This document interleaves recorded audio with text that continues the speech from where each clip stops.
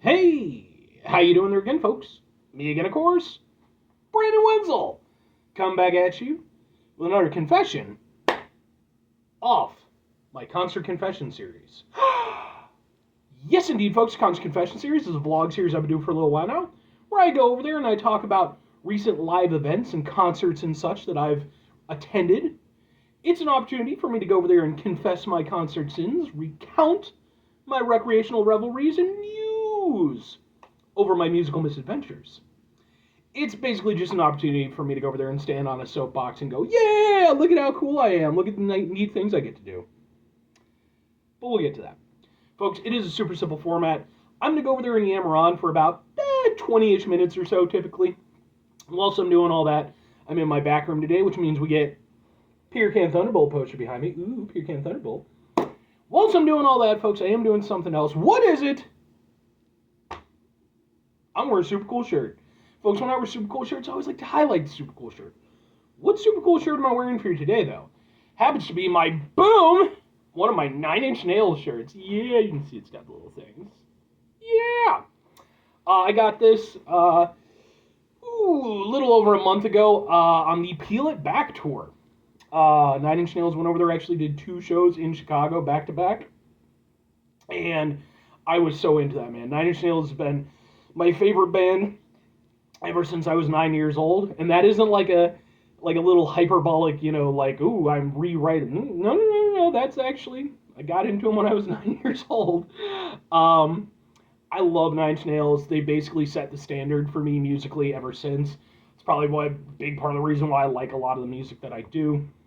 Of course, right now, they're part of the new Tron movie that just came out, that soundtrack. That's a whole thing, so I'm excited for that. And yeah, I got to see them perform live a couple times. I actually have videos of their performances that I've attended. They're on this channel, in case maybe you want to check them out. If nothing else, I'd be more than happy to point you in the right direction as far as their music is concerned, because, it's 9-inch Nails. But anyway, what am I doing for you today, folks? What are we vlogging about? What's going on here, folks? Well, this particular episode of Concert Confessions is episode number 20, concert number 193. I'm so close to 200. Specifically, this was sort of a local showcase show featuring the band Seconds To Serenity, Consume the Divide, Soulkiller, and Night Spice out at the WC Social Club. So, I'm going to talk about it. When I talk about this stuff, I have like a format that I like to follow. So, first thing I always like to talk about is the venue itself. So this was the WC Social Club, which is a venue that I am very, very, very familiar with at this point. I've probably been to more shows there than any other venue. And it's a great spot. It's got a decent capacity for sort of, like lower mid-level bands. Like you're not going to get like a huge band in there. There'd just be way too many people.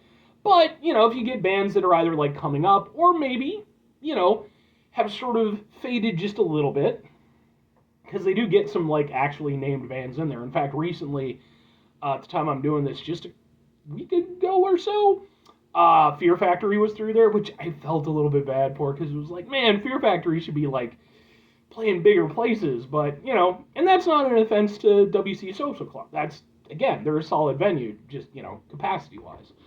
I always like WC Social Club. I always appreciate that they, are a big fan of helping to promote local acts. That's always been something I've enjoyed going to see there. And just as a quick aside here, I don't know if this was because it was just for local acts versus like a more, national touring act, or if it's something that they've just decided to veer away from. This was the first show that I'd been to at their venue in a little while where they didn't have a no re-entry sign at the front. They used to be fine with it. They didn't care. Then in like the last year or so, maybe year and a half, they put up the no re-entry thing. This time it was gone. So when I wanted to go out to my car and put my merch away, nobody said a damn thing. So, but they're a cool spot. Staff are always really nice. My only point, my biggest point of contention with WC Social Club has to do with some of their sound mixing, and I'll talk about that more when I talk about the bands. Let's talk about the bands. So, first band up was a band called Seconds To Serenity, who I had never heard of, Wasn't, sure what would be the whole thing, but actually they were pretty damn solid. Kind of I did ultimately, I ended up looking up their page and stuff after the fact. They kind of gear themselves as being sort of a metalcore band. Kind of, yeah. They had a nice mix of, harsh and clean vocals.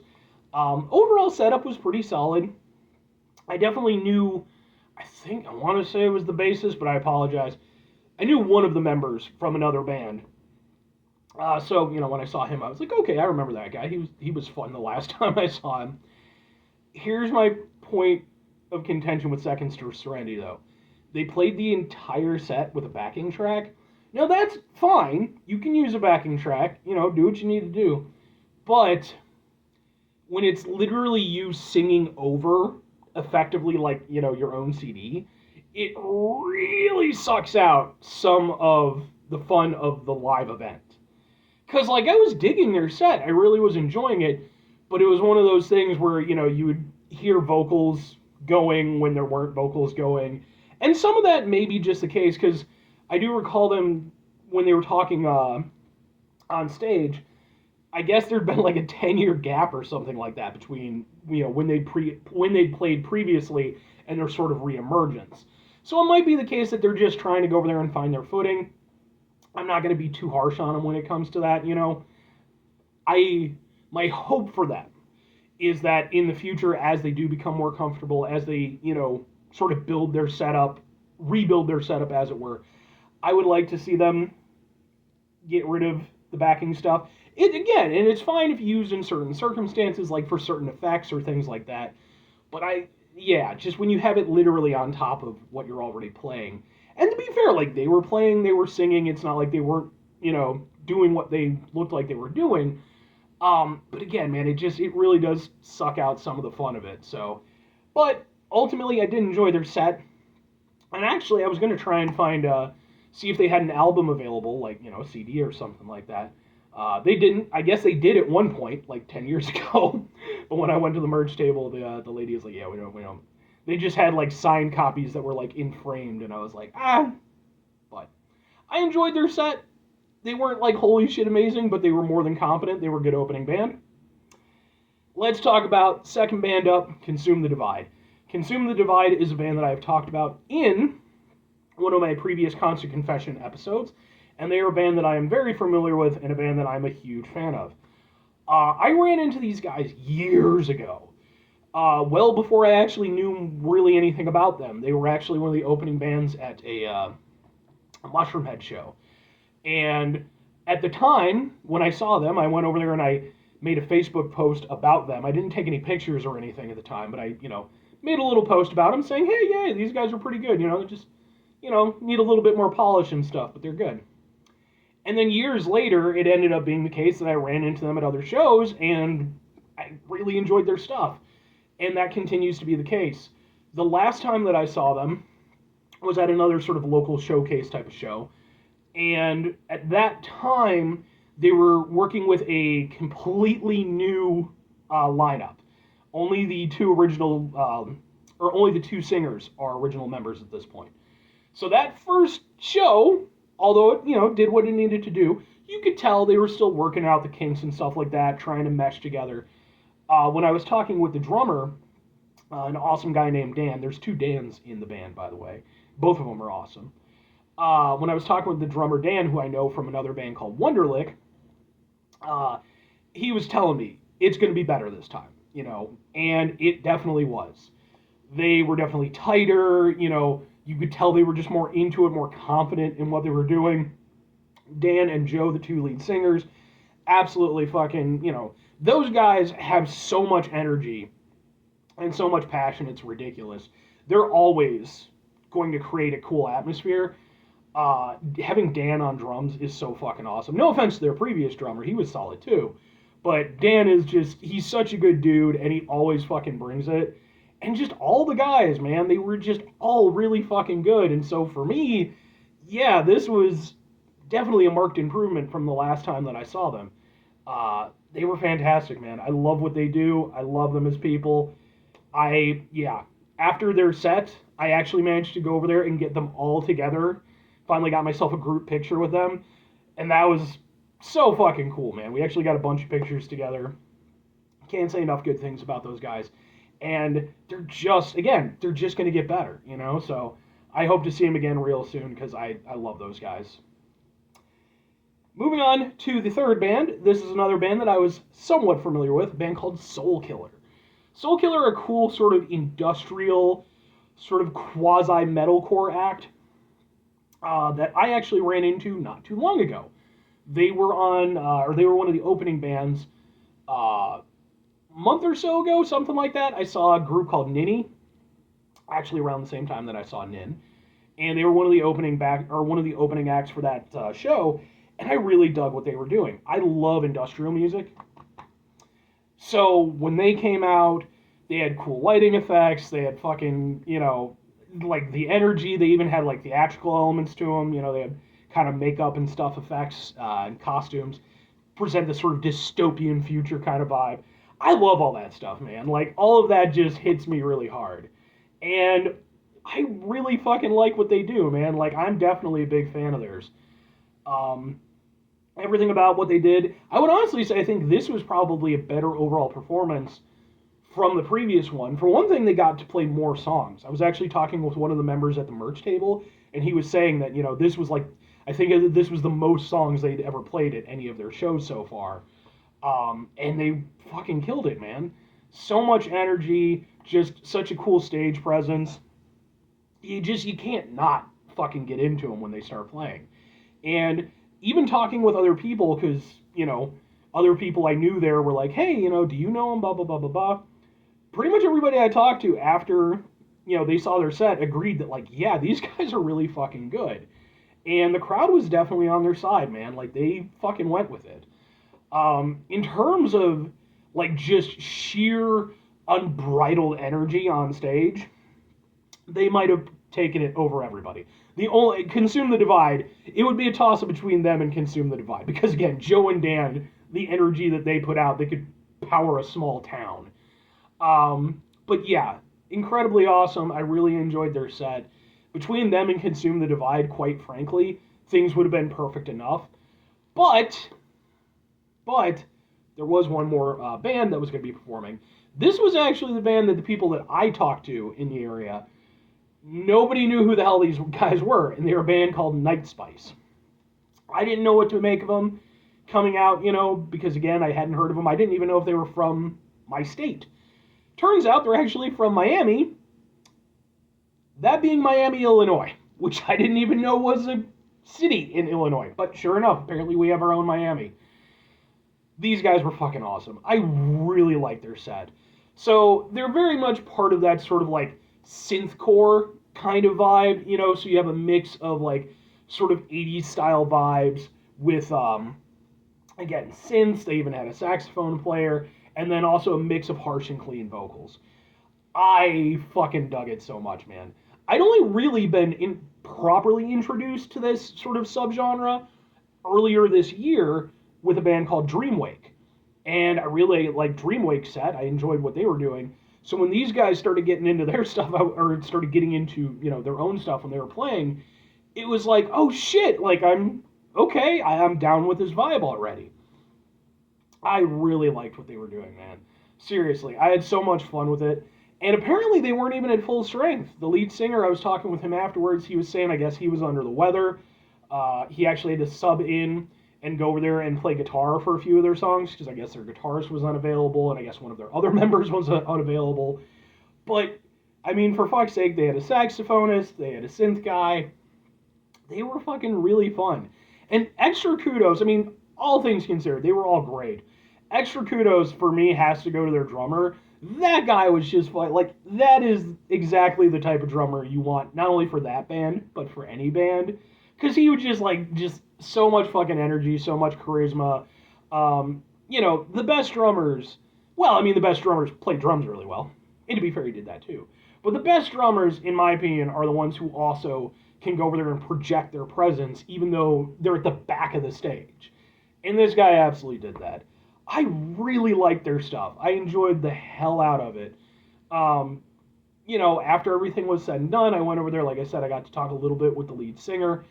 And I actually brought up the Dreamwake thing, and I guess according to him, they'd actually been doing the whole sort of synthcore thing really, for quite a while, and sort of before some of these other bands broke out. So it was a little bit of a lamenting moment for him where he's like, if we just would have gone over there and marketed ourselves better, maybe we would have been, a bigger presence. But I will say this, the presence that they have right now, I thoroughly enjoyed. I really got along with it, and there were definitely other people in the crowd who got along with it too. They definitely deserve, all the bands there deserve to be, more recognized and bigger than they are. But I have to admit, especially again with the success of bands like Dreamwake, they absolutely deserve to be, like a nationally touring band since they have that kind of vibe and they're really good at it. Let's talk about the crowd real quick. The crowd overall was pretty good. For it being a local showcase, obviously, if you don't have a big nationally touring band, you're going to have to work with who you work with. But the nice thing is that you tend to get a lot of the dedicated local fan base. And that was definitely the case here. With Consume the Divide, obviously, I had literally 3 guys who I know from the band. So, of course, you had some of their family members there and stuff there to support them, which was cool. I got to chat with some of them. Heather, who is a person I've known since my middle school days, she was there, so it was really cool getting to talk with her. And just overall, like, the vibe of the crowd was really cool. Like, that is one of the things that's really nice about a local showcase. It might not have the biggest crowd, but you're going to get, again, it's just all love. It's all love, it's all positivity, and that was definitely the case for this show. And the crowd went with it, man. About the only thing that I felt a little bit bad for was that by the time Night Spice got through, you could tell the crowd had dwindled a little bit. And I mean, it's 4 bands, they're all local bands, but it just, again, it hurt a little bit just because, again, like I remember seeing Dreamwake just a few months ago, and the way that the crowd was able to really respond to that. And it's like, man, because, like, come on, man, Night Spice, honestly, just as good as Dreamwake. They're doing similar things, just a little bit differently. And both of them are really fucking good at what they do. So it goes to show you, but you got to support the local stuff, folks. But yeah, overall, the crowd was good. I didn't really have any gripes or anything with anybody in the crowd. Everybody was pretty chill. It was a really fun time, man. I enjoyed it, and I think the people who were there enjoyed it. And while, yeah, it would have been nice to have had a bigger crowd presence, it wasn't a bad crowd presence. So let's talk about the merch and stuff that I picked up real quick. Merch was a little bit sparse. I wanted to pick up stuff from multiple bands, but Consume the Divide, I own most of their merch at this point, so I'm waiting for them to come up with some new designs, which I did talk with them about. And then Night Spice, I really wanted to grab like a shirt or an album from them. They didn't have any albums for sale, and they only had 2 shirts available, 2 shirt designs. I liked one of them because it had like a Grand Theft Auto Vice City vibe to it, but nowhere on it did it have their band logo. And it was like, well, come on, man. If they were to go over there and redesign that one and incorporate their band logo, I absolutely would have picked that one up. But I did end up getting something, even though it was a little bit of a hard thing to make happen because I got a Soulkiller shirt, and I love this design. Like, tell me that design isn't awesome.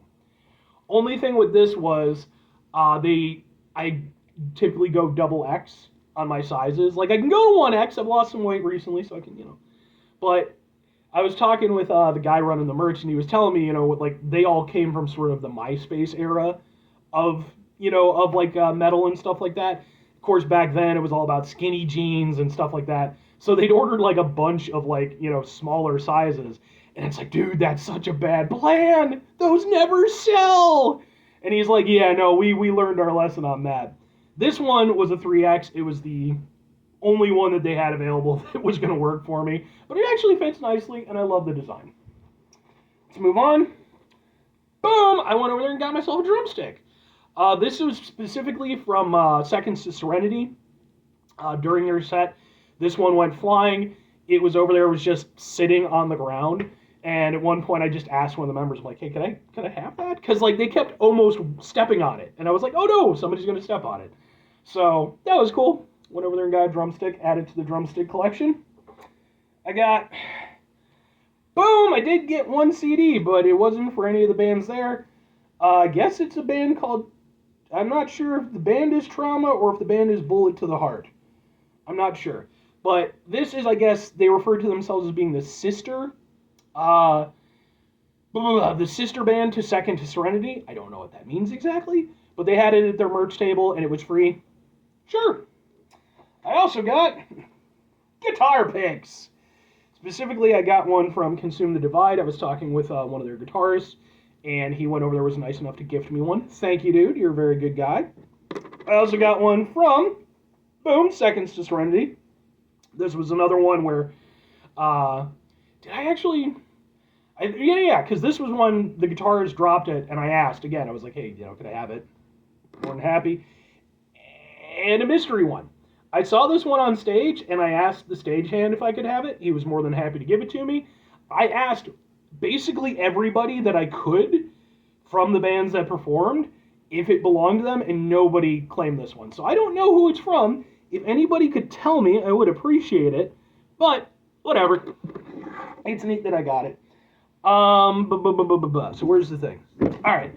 So let's talk about the pros and cons. Give it a grade real quick. Pros, great local showcase. I think all the bands showed up, did a really great job. Getting to see Consume the Divide and Soulkiller. It was always a joy there. Two of my favorite local acts right now.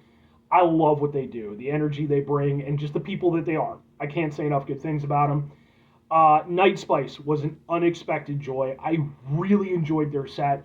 Thought they were fantastic. I would love to see them be a bigger band. I hope they come back sometime in the near future, because I really like what they do, and I'm definitely getting into the whole sort of synthcore kind of vibe that some of these bands are putting out. So the crowd was a cool pro. Just again, really nice people, just great, overall. It was just, it was a good vibe to the overall show. Cons, Seconds To Serenity. I'm not saying that they were a con, but the backing track thing did irk a little bit. Again, I'm not trying to trash them or anything like that, because I like what they were doing. I just would like what they were doing more if they were just presenting themselves in full, So, it would have been nice to have had a bigger showing in terms of the crowd, but again, not a huge downside. I mentioned this a little bit. When it comes to the vocals, the vocal mixing, WC Social Club is not the best, and that was definitely on display here. It wasn't as bad as it's been, though, to be fair. I've been to some shows at the WC Social Club where the vocals were just fucked. Overall, it was still pretty solid, but it could be better. Getting the clarity, right? That's something they're still struggling a little bit with, but I do think, again, they've at least improved from some of the shows that I've seen recently. So my overall grade for this particular show, I would say that, all things considered, I'd probably give it a solid, hell, I'll give it an A-. I really overall enjoyed it, man. In terms of local showcase type events, you're not going to typically get that much better. I mean, you can. I've been to some that were a little bit better. But overall, you had some really good bands. They all fit together and flowed really nicely. I mean, Night Spice was a little bit of an outlier, but in a good way. And just, again, great people, really nice event. It was a lot of fun, and for being a local Saturday show, it hit pretty hard for me, so I enjoyed it. That all said, folks, I am going to get out of here now. I don't have a good outro for this particular series that I do, so please remember, support local music, buy merch when you go to shows, show love to the people, or show love to the band members, to the staff members, tip your waiters and waitresses and all that good stuff. And please keep kicking ass.